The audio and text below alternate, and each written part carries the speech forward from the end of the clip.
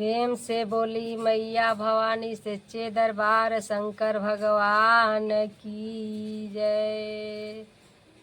धरती माता की जय, शेषनाग की जय, आसमान देवता की जय, सूर्य भगवान की जय। स्वर्गवासी हरिंदर भैया लीलम दीदी के चरणों में प्रणाम करतनी, हमार प्रणाम स्वीकार करब लो। आसमान देवता सूर्य भगवान के चरणों में प्रणाम करतनी, हमार प्रणाम के स्वीकार करब लो। गुरु भैया गुरु बहनी लोग के चरणों में प्रणाम करतनी, हमार प्रणाम के स्वीकार करब लो। एगो हम कथा भेजतनी भस्मासुर के, अच्छा लगी तो यूट्यूब के माध्यम से हमरा चैनल के नाम है गौरी के शिव धाम रंजू देवी। अच्छा लगी तो लाइक सब्सक्राइब करब लो गुरु बहना, आ कमेंट में हर हर महादेव लिखब लो। जो भी गलती हुई बताइब लो, हम आगे से सुधार करब। देखी भस्मासुर 12 बरिस तपस्या कैले तो शंकर जी वरदान कहले कि हमसे मांगो। कहले कि वरदान हम का मांगी, हम वरदान मांगब तो रसे ना दियाई। कहले कि काहे न दियाई, हमारी दरबार से केहू खाली नहीं खे गई लाजले।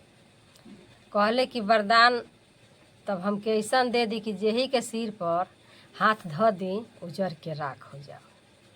कहले कि मांगते ना रहल ह, ऐसा ने मांग दिहल कि अब देबहू में सोचे के पड़ता। कहले कि हाँ तो हम इहे लेब, ना तो कौन वरदान ना ले। कहले कि ठीक बा ले जा, वरदान दे दिहल। लेके गइले तले बीच में नारद भगवान भेटा गोइनी। कहे लगनी कि नारायण नारायण, अरे भाई भस्मासुर कौन वरदान तो के शंकर जी दिहलन, हमसे बता दो तनी। कहले कि हमरा के तो वरदान ऊ मिलल बा कि जेकरे सिर पर हाथ धो देब उहे जर के राख हो जाए। कहले कि तो ठीक बा, बहुत अच्छा बा, ये मंत्र ले जाके पहले सिद्ध कर शंकर जी पर। शंकर जी पर सिद्ध हो जाई तो बढ़िया रही। कहले कि ठीक बा, अगर उ मर जाइ हैं तो उनका पार्वती सुंदर बड़ी शादी कर ली ह। कहले कि हाँ हाँ ठीक बा। अब वो जैसे चल दिहले जाके देखत तरन शंकर जी कि ये भाई तो चेला काहे आवता। तब ए चेला काहे आवत रह, आ तो आवतनी मंतरिया के सिद्ध करे। तब लगलन भागे लगलन, आ पीछे से भस्मासुर लखेदे लगलन। भागत भागत शंकर जी जाके गुफा में लुका गइले। लक्ष्मी जी कहली विष्णु जी से कि देखी ना भस्मासुर शंकर जी के लखेदत रहे, कौनो अकील लगाई। तो का भइल कि नारी के रूप ध के आ विष्णु जी आ गइले।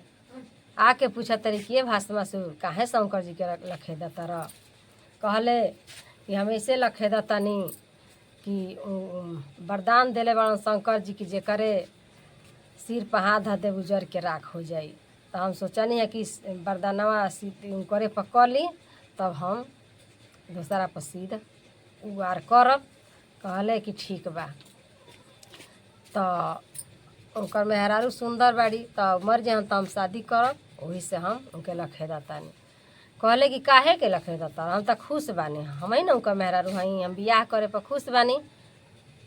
जैसे जैसे हमारी शादी में भई रहे नचले रह गरथैला के नाचो तू नचब तो हम शादी कर ले।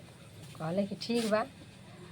लगले विष्णु जी नाचे, नाचत ना पूरा गर्मिया गइलन भस्मासुर। तो एगो कढ़ैया पर हाथ विष्णु जी धैलन एगो कपड़ा पर, आ धैलन तले ओही जा भस्मासुर जर के राख हो गइलन।